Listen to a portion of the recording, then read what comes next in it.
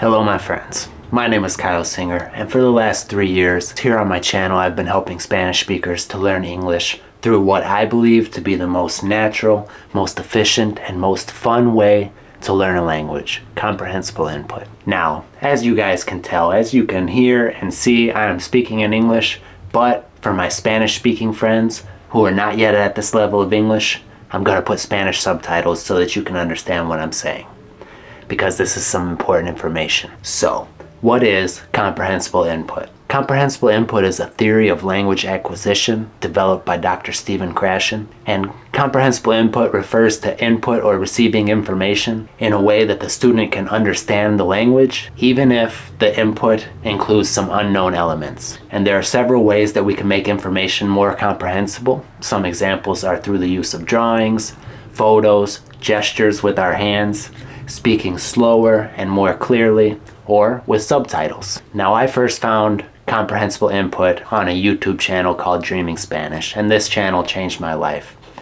In fact, I was so inspired by the work that Pablo was doing on his channel that I decided that I wanted to share a similar gift with the Spanish speakers around the world who want to learn my native language, English. I learned to speak Spanish at a fluent level by consuming hundreds of hours of comprehensible input, and here is how you can use comprehensible input to learn English. Step 1. You have to consume content that is appropriate for your level of English. Now, an example is if you only have a very basic level of English and you try to watch an American Hollywood movie without subtitles, you will not understand anything, and that will not be comprehensible. On my channel, in the playlist for principiantes or beginners, there is hours of super basic, super simple English about a wide variety of themes where I use my hands, I speak very slowly, and I use photos to make the English completely comprehensible for you.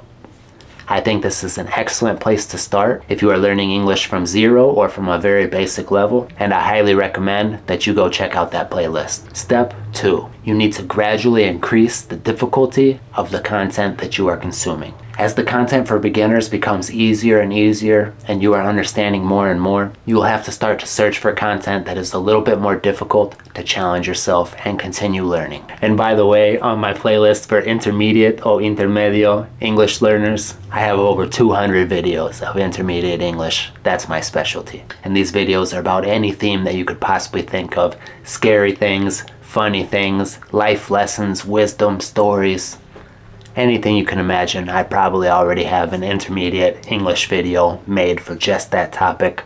So my friends, go check it out. Other excellent sources of intermediate English content are cartoons made for children or books made for young readers. Step 3. Consume a large variety of very different content. This will allow you to build a larger and more diverse vocabulary, and in particular, search for topics that are interesting for you. If you like rock music, look for your favorite rock star, look for biographies, videos about this person, look for articles written about them.